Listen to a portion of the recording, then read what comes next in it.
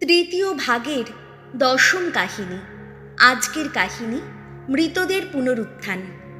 মৃতদের পুনরুত্থান কেমনটি ঘটবে তা শুধু রূপক কথা নিয়ে বুঝিয়ে দেওয়া সম্ভব।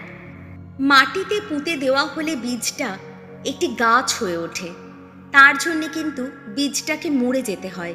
সেই রূপক নিয়ে পল বুঝিয়ে দেন যে পুনরুত্থানে আমাদের নশ্বর জৈব দেহটি এক অবিনশ্বর আধ্যাত্মিক দেহে পরিণত হবে। কেউ হয়তো তোমরা জিজ্ঞেস করবে, মৃতেরা কিভাবে পুনরুত্থিত হয়, কি ধরনের দেহ নিয়েই বা ফিরে আসে তারা? আরে নির্বোধ, তুমি যে বীজ মাটিতে পুঁতে দাও তা মরে না গেলে তো নতুন জীবনে ফুটে ওঠে না কখনো। আর তুমি মাটিতে যা পুঁতে দাও তা তো পূর্ণ বিকশিত সেই ভাবী গাছটি নয়, বরং তা নিতান্তই একটা দানা। মনে করো গমেরই দানা কিংবা অন্য কোনো শস্যেরই দানা। মৃতদের পুনরুত্থানের ব্যাপারটাও ঠিক তেমনি। ওই যে দেহ যা মাটিতে পুঁতে রাখা হয় তা নশ্বর, যা পুনরুত্থিত হয় তা অবিনশ্বর। যা পুঁতে রাখা হয় তা হেয়, যা পুনরুত্থিত হয় তা গৌরবময়।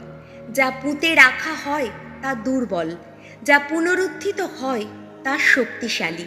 যা পুঁতে রাখা হয় তা জৈব একটা দেহ, যা পুনরুত্থিত হয় তা আধ্যাত্মিক একটি দেহ। জৈব দেহ বলে যদি কোনো কিছু থাকে, তবে নিশ্চয়ই আধ্যাত্মিক দেহ বলেও কোনো কিছু আছে।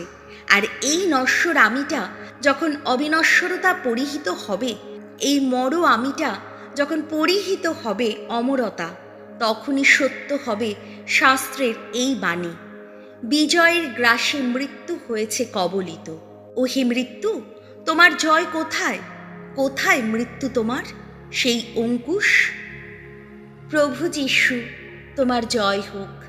আমেন।